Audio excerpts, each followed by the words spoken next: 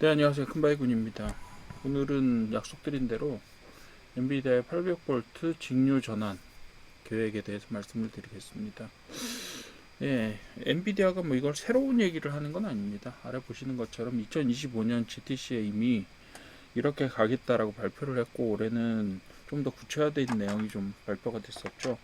몇 개의 협력사들, 주로 전력 반도체 칩을 만드는 회사들하고 텍사스 인스트루먼트 같은 그런 기업들을 중심으로 해서 실제로 그 기술이 어떻게 발현이 될 것인가 이런 부분들을 주로 올해 발표를 많이 했습니다. 그리고 루빈이라고 하는 그 아키텍처가 이제 상용화가 되면서 2026년에는 비로소 이제 그런 부분들을 구체화하지 않으면 조금 힘들게 되겠다. 그래서 지금 보시게 되면 저희가 예를 들면 그 NVL72라고 하는 새로운 구조를 발표를 했잖아요. 루빈과 함께. 그 NVL72에는요, GPU 72장하고 그리고 CPU가 36장이 들어갑니다. 그 외에 그걸 이제 18단의 렉으로 구분해서 집어넣습니다. 18단의 렉으로 구분을 해서 집어넣고요. 그 18단의 그 뭐라고 트레이라고 부릅니다. 저희 트레이라고 부르는데 그 18단의 트레이를 그 CPU와 GPU를 나누어서 거기다 집어넣게 되고요. 그리고 다시 10개의 트레이를 통신용으로 사용합니다. 왜냐하면 이 NVL72라는 개념 자체가 한 장 한 장의 GPU, 하나하나의 GPU를 단독으로 작동시키는 게 아니라 72개의 GPU를 동시에 하나의 GPU처럼 통합해서 작동하는 방식이기 때문에 통신 부분들이 매우 중요합니다. 굉장히 빠른 속도로 통신을 해야 되는 요구들이 있고, 그래서 그런 통신들을 제공하기 위해서 다시 18장 이외에 9장의 트레이가 별도로 들어갑니다. 그래서 27장의 트레이가 하나의 어떤 GPU처럼 동작하게 만드는 기술적인 성취를 엔비디아가 만들었죠. 그런데 여기에다가 전기를 공급하기 위해서는요, 별도의 10장의 트레이가 더 필요합니다.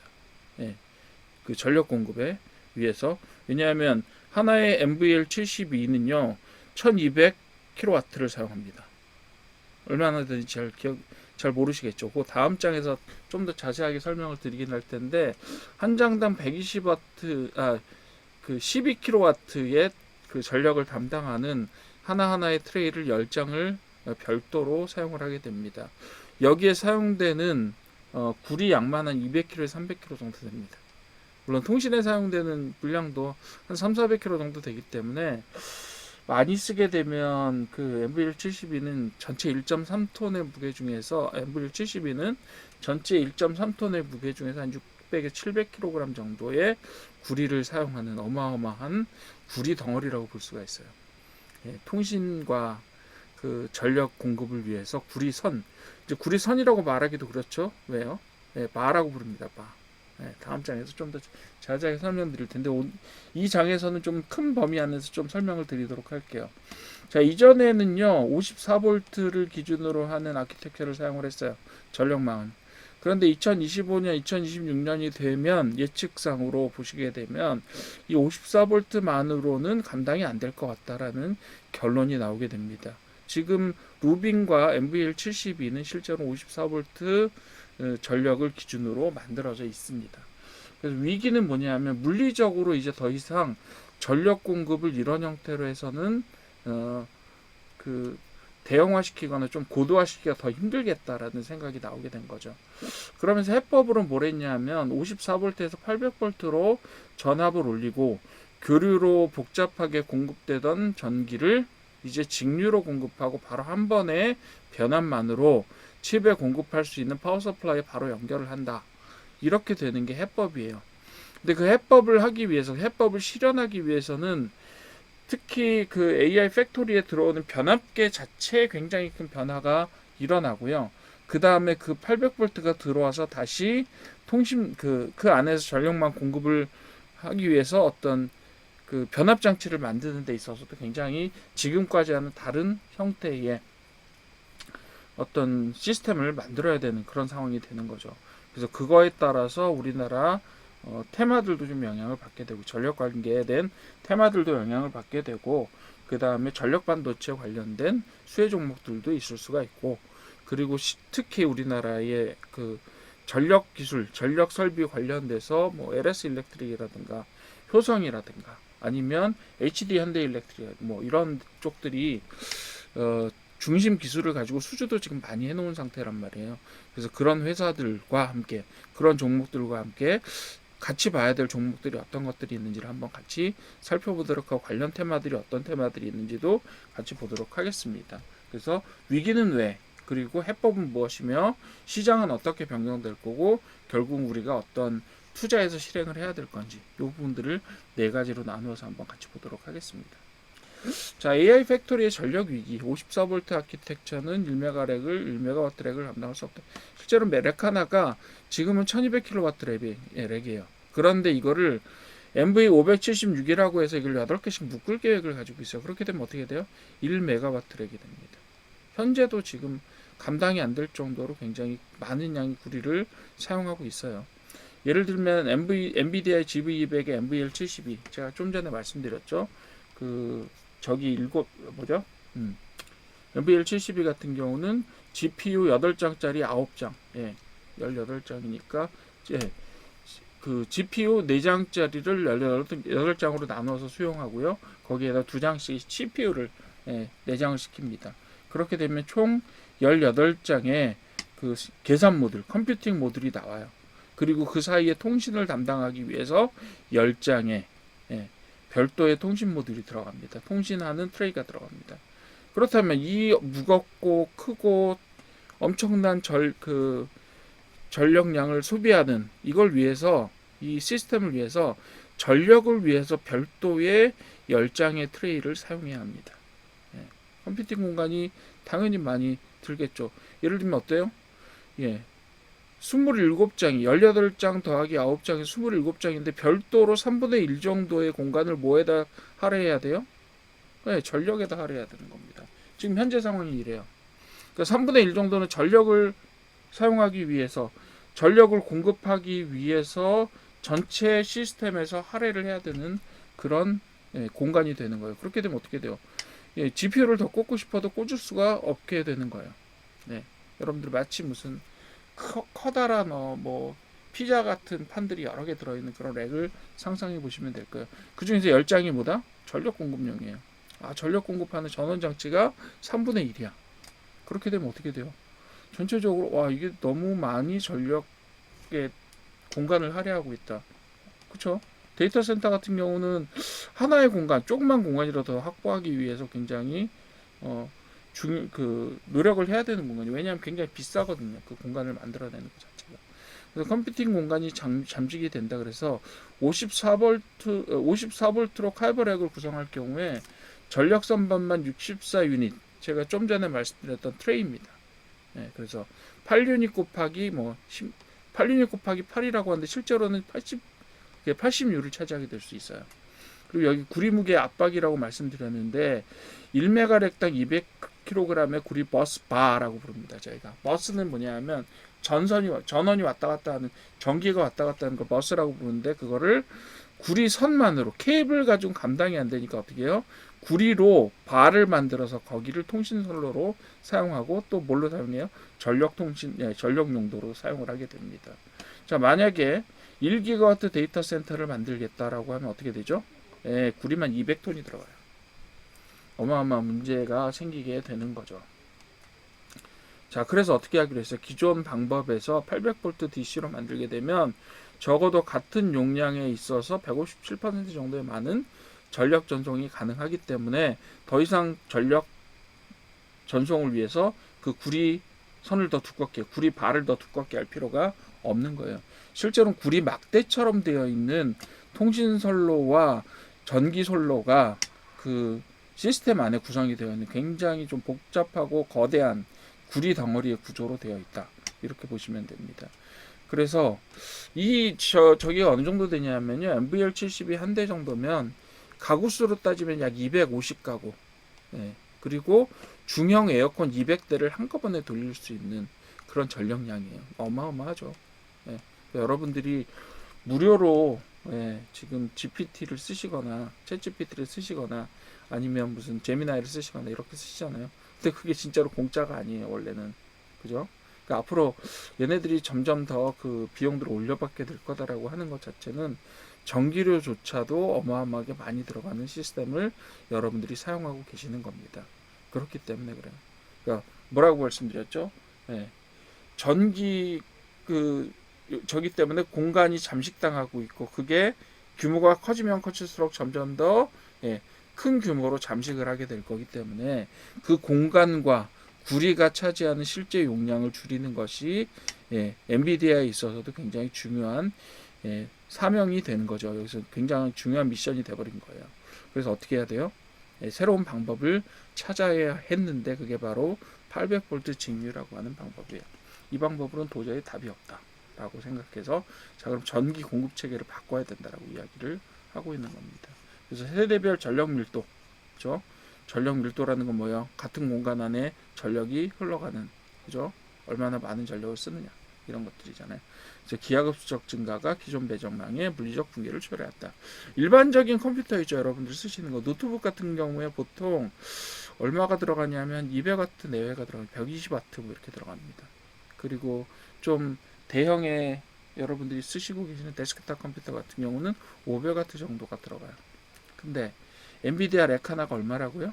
NV172 하나가 1200kW라고 말씀드렸죠. 2400대 분량입니다. 간단하게 말씀드리면 일반적인 컴퓨터 2400대 분량 그런 것들을 쓰고 있습니다. 그래서 감당이 안 된다는 거죠.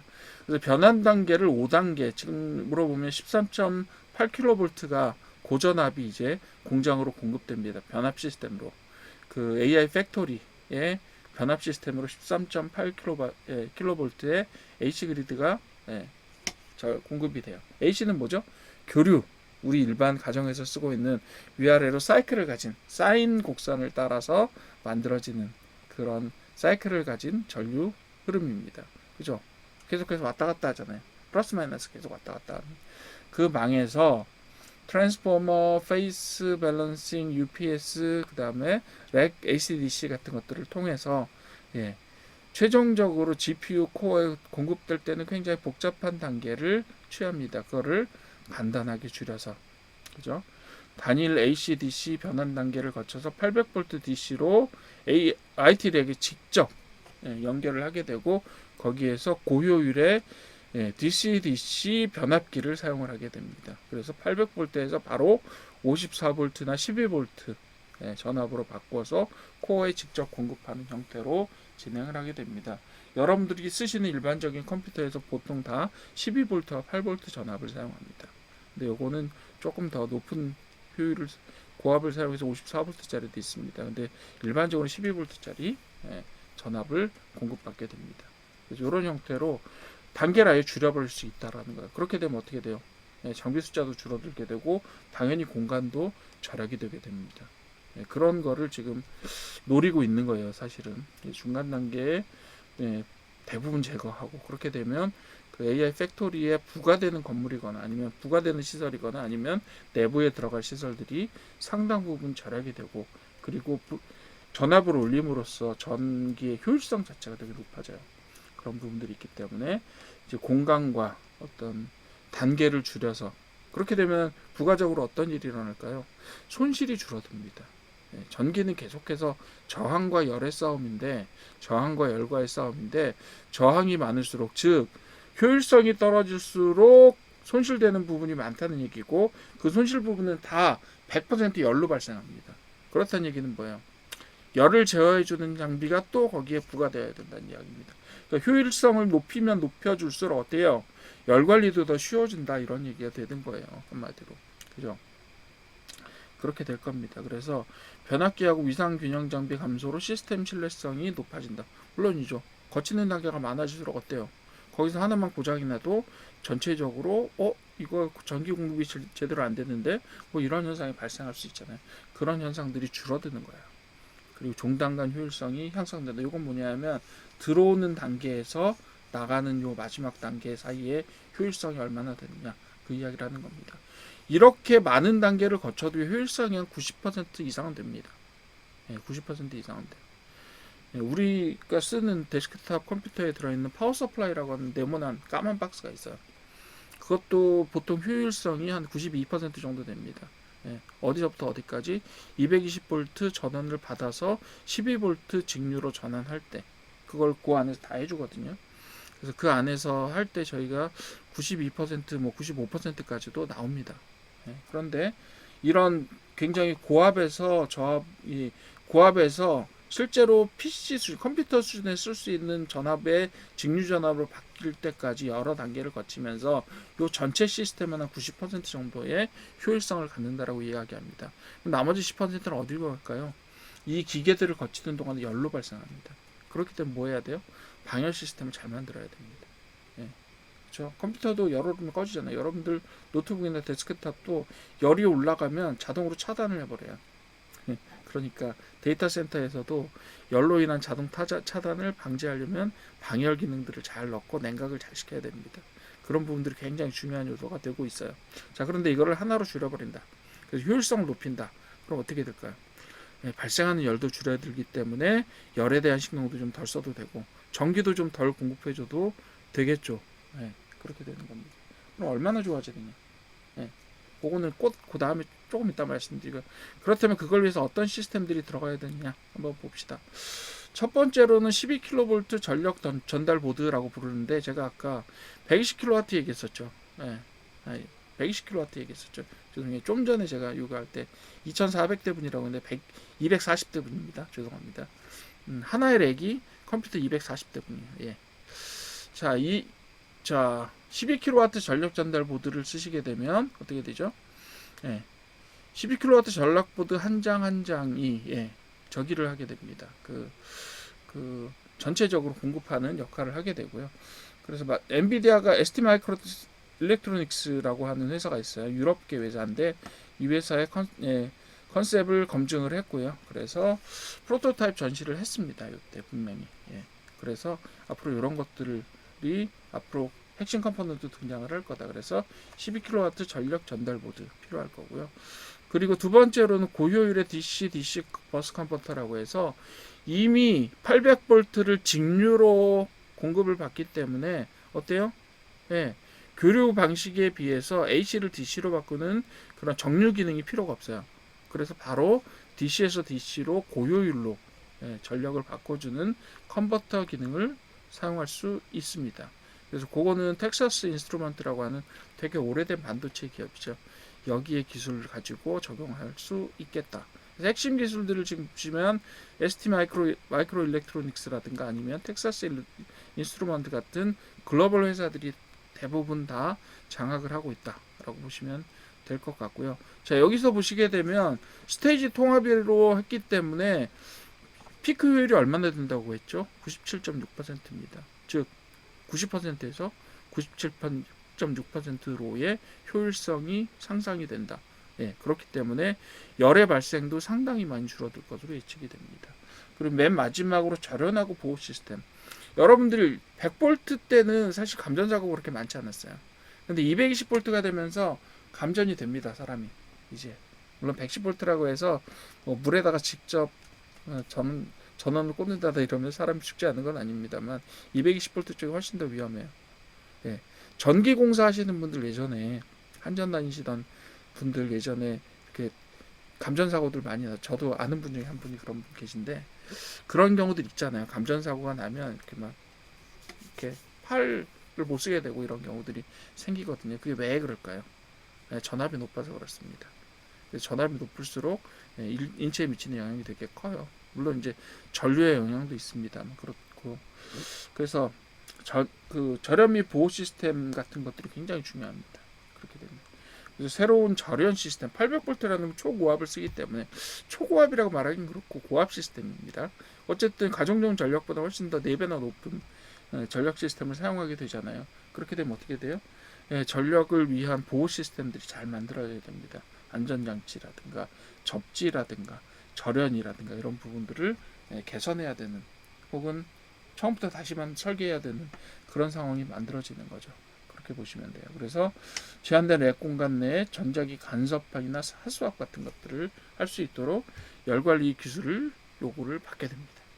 여러 가지 이런 800V 파이프라인을 만들기 위해서는 이런 저런 기술들이 사용이 되게 되는 거죠. 자, 그러면 어떤 개선 사항이 있느냐를 한번 살펴보도록 하십시오. 아, 이것도 하나 빼뜨렸네요. 네. 그 다음에는 이제 그 안에 들어가는 핵심 소재로 지금까지는 이제 실리콘 소재를 사용을 했었는데 거기에서 지금 우리는 800V를 통해서 뭘 사용을 해야 되냐 그랬더니 질화갈륨 GaN이라고 부르는데 그거하고 탄화규소라고 하는 새로운 소재를 사용하게 될 겁니다. 그렇게 되면 어떻게 돼요? 소재 산업 자체도 영향을 받을 것이다. 이렇게 보시면 되겠습니다. GaN은요, 여러분들 많이 보고 계세요, 지금. 질화갈륨 같은 경우. 어디에요? 여러분들 충전기 있죠, 충전기. 충전기에 딱 보시게 되면 GaN 채택 이렇게 돼 있는 충전기들 많이 보실 겁니다. 그게 뭐냐 하면 그 질화갈륨이라고 하는 소자가 전기적으로 굉장히 좀 효율이 높대요. 그래서 이 소재를 쓰게 되면 그 전기를 효율적으로 변압을 해주는 그렇게 하는 기능들을 씁니다. 자, 여러분들 보시는 그 충전기 같은 경우는 어때요? 220V를 받아서 보통은 5V나 아니면 12V 뭐 이런 것들로 변압을 해줍니다. 직류로. 직류로 변환을 해서 뭐 여러분들 핸드폰이라든가 아니면 노트북이라든가 이런 것들을 충전하실 수 있게 변압을 해주는 거죠, 한마디로. 그게 바로 충전기예요. 그 충전기의 효율성을 높이기 위해서 질화갈륨 소자 같은 것들이 사용이 되고요. 일반 충전기보다 질화갈륨 충전기가 더 비쌉니다.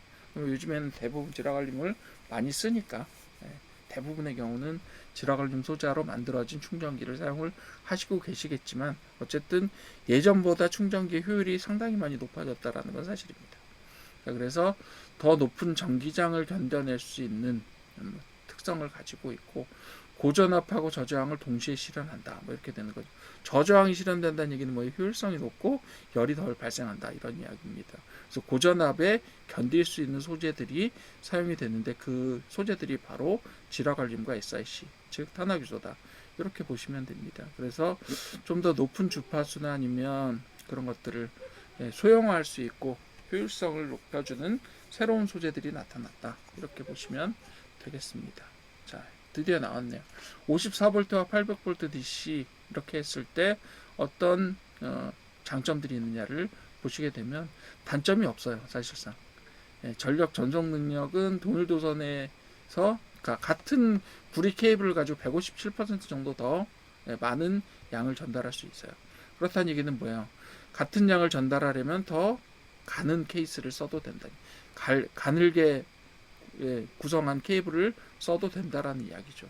그리고 구리렉 버스바 무게 1MW인 경우 200kg이면 200톤입니다, 사실.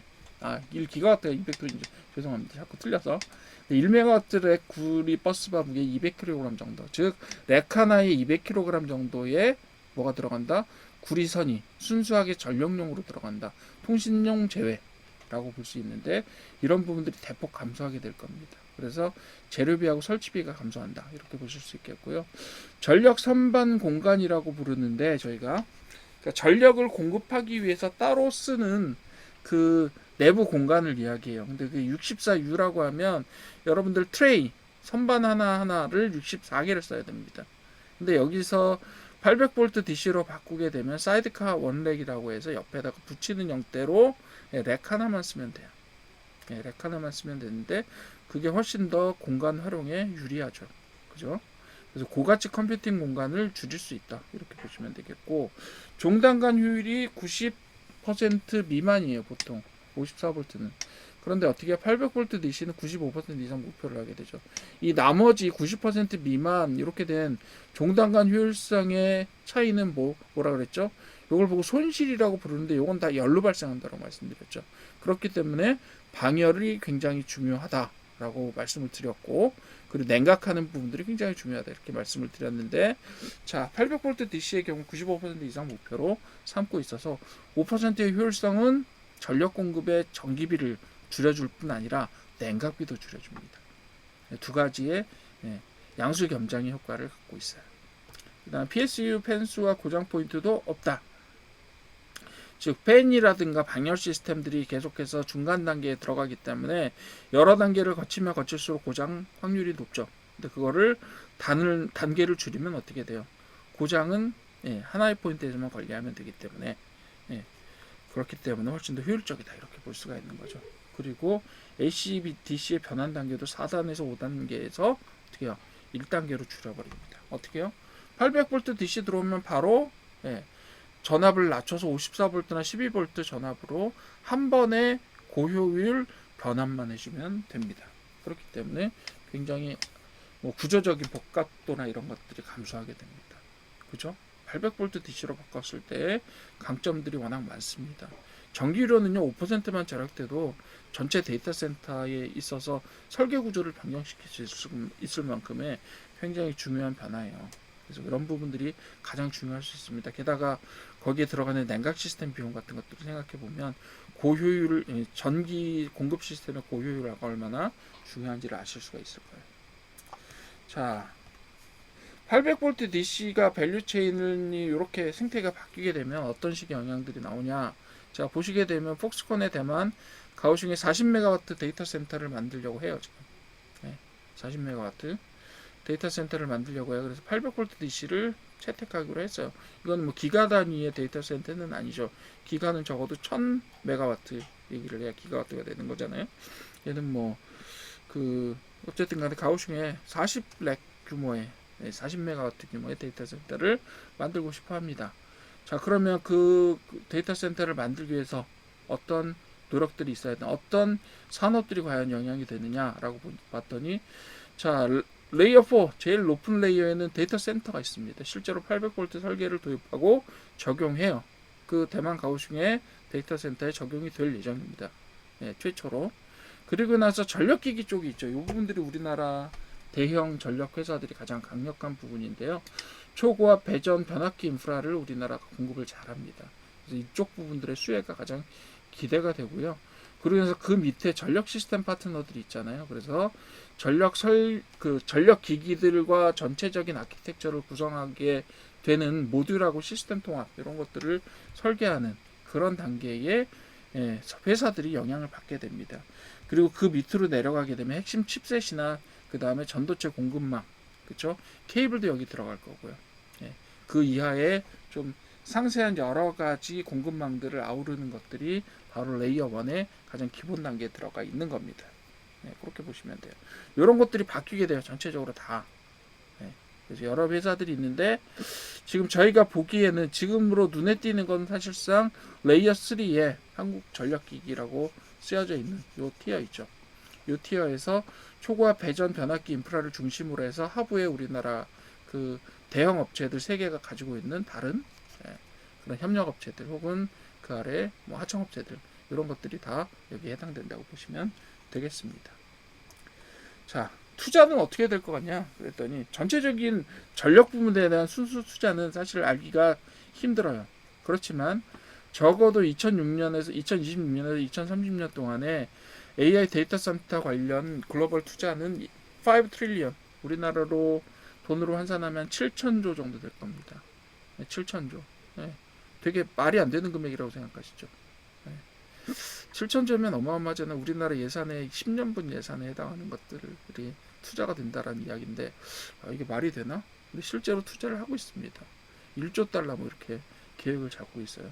아마존이 최근에 뭐 하는 것도 200비 뭐 이렇게 합니다. 얼마 정도 되냐면 그냥 한 2, 30조 정도를 그냥 투자를 해버려요. 한 해에. 그러니까 그 회사들을 다 합치고 나면 어떻게 돼요? 뭐 그죠? 5조 달러가 이상한 것도 아니죠. 200억 달러 투자하는 것도 한 회사가 한 해에 투자하는 건데 그걸 다 모아보세요. 그리고 미국 내 데이터 센터 연간 투자 보면 400조 원 정도 됩니다. 400조 원.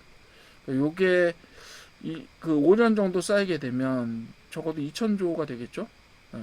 그리고 나머지 나라들도 다 투자를 할 거고 미국이 지금 이 정도에 만족하지 않고 좀 더 투자를 하게 될 수도 있다라고 생각되고 나머지 데이터 센터들도 마찬가지고 우리나라도 투자를 할 거고요. 그런 것들을 다 합쳐보게 되면 어떻게 된다? 저게 될 겁니다. 7천조. 자, 그 다음에 글로벌 데이터 센터의 전력 용량은 어떻게 될 거냐라고 했더니 800기가와트에서 2200기가와트로 성장할 것이다 라고 전망을 하고 있는 겁니다.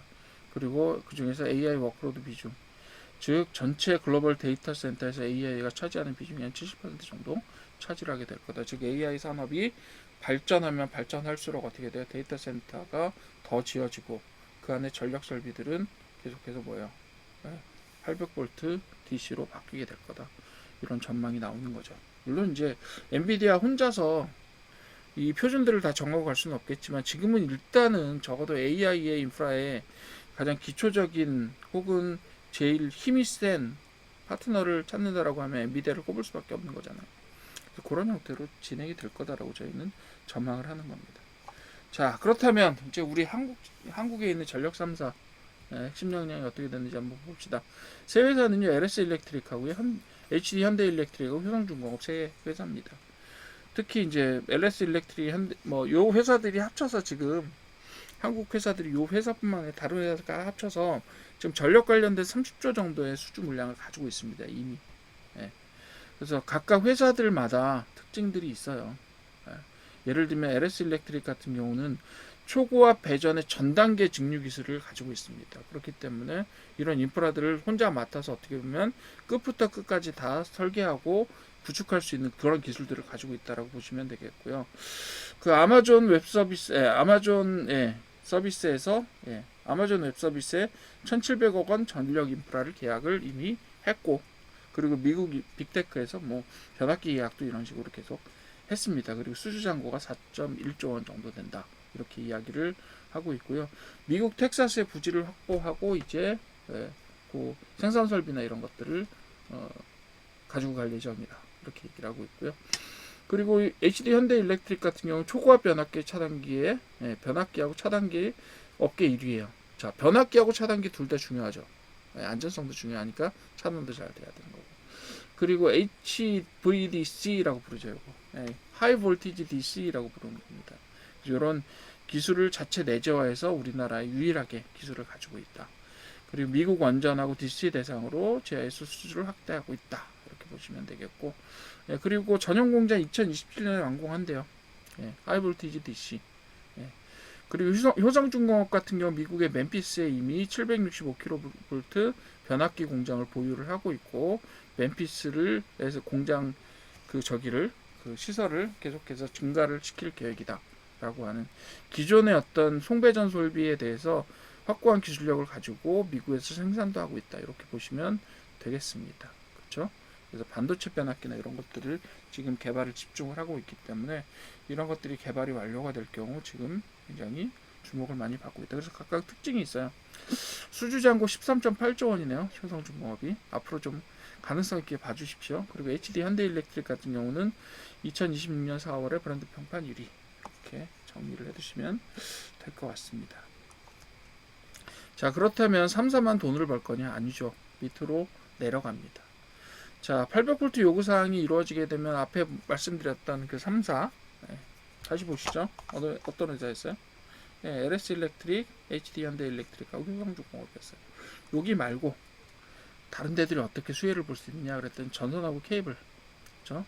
전력 밀도 증가에 따라서 케이블이요, 지금의 케이블보다 조금 더 정밀하고 효율이 높은 케이블들이 교체 수요로 등장하게 될 가능성이 있습니다. 어차피 데이터 센터 새로 짓는데 거기에 전력 수요 예전보다는 전선의 양이 줄어든다고 해도 더 고가나 혹은 좀 더 순도가 높은 형태의 그 전선들이 공급되어야만 하고요. 그래서 고용량 케이블하고 초고압 케이블 쪽으로 수요가 집중되는데 그쪽은 또 우리나라가 잘 만들죠. 그래서 각종 전선이라고 이름이 붙어 있는 그 업체들, 대한전선, 대원전선 뭐 이런 업체들 있잖아요. 그런 업체들 주목해 주시면 돼요. 그리고 두 번째로는 ESS하고 열관리 쪽입니다. ESS는 왜? DC의 특성상 여러분들 제가 아까 충전기 말씀을 드렸지만 보조 배터리 같은 것들이 필요해요. 데이터 센터에는. 그걸 위해서 ESS가 굉장히 중요한 역할을 할 수가 있다. 이렇게 보시면 되겠고요. 그래서 직류 아키텍처 특성상 배터리 기반의 ESS와 직접 연결이 용이하다. 그래서 보조 전력으로 ESS가 항상 사용될 수 있다라고 보시면 될 것 같아요. 그래서 전력 피크 관리하고 고효율 냉각 시스템, 밸류 체인 이런 것들이 부각이 되고 있고, 냉각이 전부 다 어떻게 될지 모르겠어요. 그렇지만 하여튼 효율적으로 조금 더 효율이 높은 냉각 시스템 필요로 하게 될 거니까 그런 부분들도 주목을 해주셔야 된다. 세 번째로 전력 반도체 설계하고 패키징인데 이 부분들이 우리나라가 좀 약해요. 아까 말씀드렸지만 TI나 ST 마이크로 일렉트로닉스 같은 회사들이 지금 이미 선점을 하고 있기 때문에 그 부분들을 뚫고 들어가기 어려운 데다가 두 번째로는 회사 규모 자체가 굉장히 차이가 많이 납니다. 네. 그렇기 때문에 쉽게 아마 그 뚫고 들어가기 좀 어려울 수도 있어요. 그렇긴 하지만 어쨌든 개발하고 있습니다. 그 아까 말씀드렸던 지라갈륨이나 아니면 예, 타너 실리콘 같은 거 그런 것들을 가지고 소자를 새로 개발하고 이런 부분들이 계속해서 주목을 받을 수 있다. 이렇게 보시면 되겠고 이런 것들을 만들려면요. 이게 다 반도체예요, 실은. 그래서 국내 팹리스나 아니면 패키징 생태계 혹은 뭐 이런 팹에 직접적으로 파운드리 같은 데도 영향을 미칠 수가 있다. 이렇게 보시면 되겠습니다. 그래서 앞으로 전력 반도체 쪽이 파운드리의 새로운 어떤 먹거리가 될 수 있는 가능성도 있다. 이렇게 봐주셔도 될 것 같아요. 자, 근데 거대한 기회 이면에는 어때요? 항상 진입 장벽이 존재하죠. 그래서 리스크 요인들을 한번 봅시다. 첫 번째로는 인프라 재편할 때 이 인프라 자체가 되게 복잡성을 때 굉장히 고기술력을 필요합니다.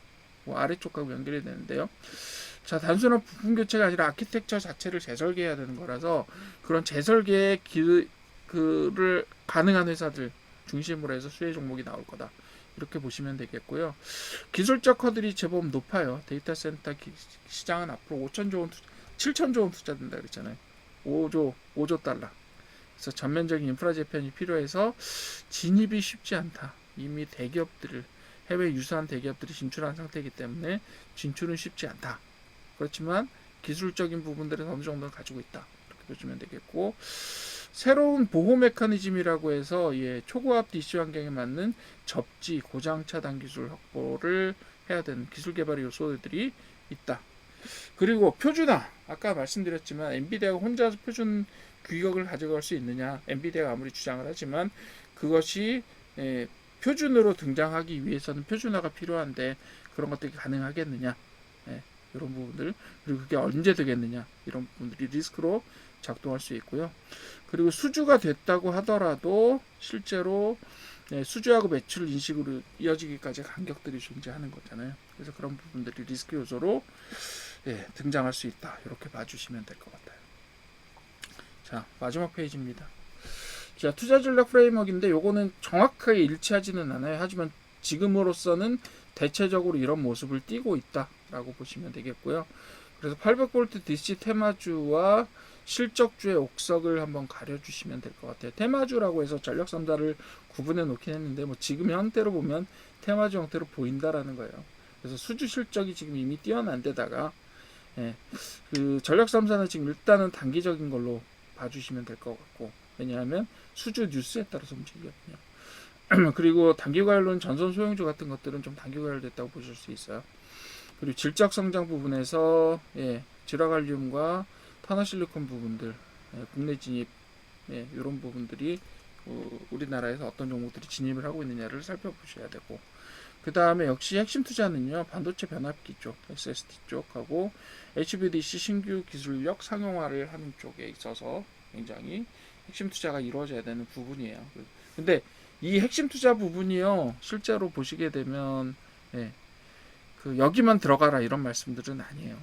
장기적으로 그 전력 3사 같은 경우도 장기적으로 성장에 그 AI와 함께 성장하는 그런 테마로 보셔야 되고 그런 부분들이 없지는 않습니다. 그래서 핵심 점검 프레임워크를 보시게 되면 매출 인식의 시차가 존재한다. 그래서 수주를 받아놨다고 하더라도 그것이 실제로 매출로 이루어지는 데까지 얼마나 시간이 걸릴 거냐 이런 부분들을 분리해서 생각을 하셔야 되고요. 그리고 러브콜을 했다. 실제로 뭐 엔비디아에서 설계 요청을 했습니다. 우리나라 3사한테. 그렇긴 한데 그게 실제로 수주인지 아니면 러브콜 그냥 얘기해서 그냥 뭐 저기만 MOU만 맺는 단계인지 이런 것들을 구분을 좀 해주셔야 된다라고 하는 거고 가치 사슬내 아까 보셨던 그 층층이 구성되어 있는 가치 사슬내에서 어떤 위치를 차지하고 있는지 매우 중요하다는 것들 점검을 해주셔야 될 것 같아요. 단순 부품 납품 업체냐 아니면 시스템 주도권을 가진 설계를 담당하는 업체냐 이런 거에 따라서도 크게 저기 운명이 달라질 수 있으니까 그런 부분들 점검을 좀 해주시면 좋겠다. 즉 800V DC라고 하는 거대한 전력 부분에 있어서 특히 AI 전력 부분에 있어서 변화가 나타날 수 있겠지만 그것이 실제로 어떤 실적으로 나타나기 위해서는 넘어야 되는 단계들이 조금 있다. 그래서 그런 부분들에 넘어야 되는 단계들을 같이 좀 점검을 해주시면 좋겠다. 이렇게 생각합니다. 그냥 단순하게 야 800V DC 테마래, 전력 설비 테마래 이렇게 접근하지 마시고 그 안에서 실적이 과연 연결될 수 있는지는 조금은 여러분들도 공부를 좀 해보시고 물어도 보시고 자료들 좀 찾아보시고 이렇게 하는 노력들을 좀 가지셔야 800V 테마가 왔을 때 지금 오고 있지만 실제로 옥석을 가려서 장기적으로 수익을 얻는 투자자가 되실 수 있지 않을까 이렇게 생각합니다. 자, 오늘 800V 엔비디아 800V DC 테마와 관련된 이야기는 여기서 마치도록 하겠습니다. 들어주셔서 감사합니다.